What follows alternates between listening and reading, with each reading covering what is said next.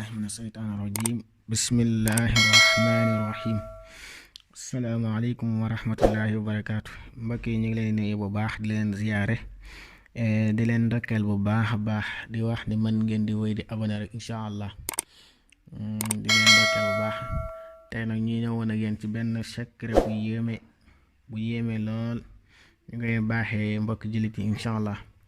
lu jëm ci xeeti bët yu lëndëm wala bët yoo xamante ni day metti wala bët yu lëndëm yéen saafara la si ci gaaw lool wax dëgg yàlla incha allah. niñ koy liggéeyee nag mooy diggante ñaari julli suba yi, maanaam julli salaatul fajri ak salaatu subhi, julli fajri ak julli suba gi seen diggante.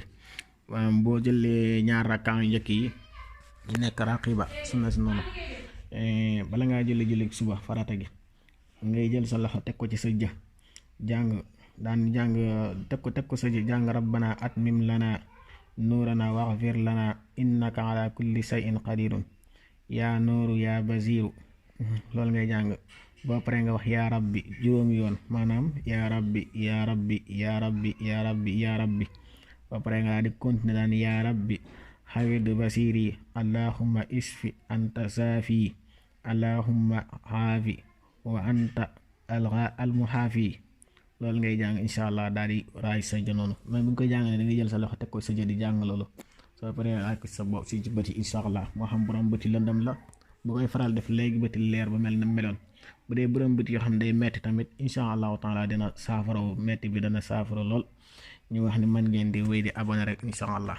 secret yi fii laay bi nag képp ko xam bëgg nga ñu liggéeyal la ko rek ku ma mënti liggéey boo ñëwee tamit incha allahu taala dinañ la ko liggéeyal ba mu mel ni mu war a mel.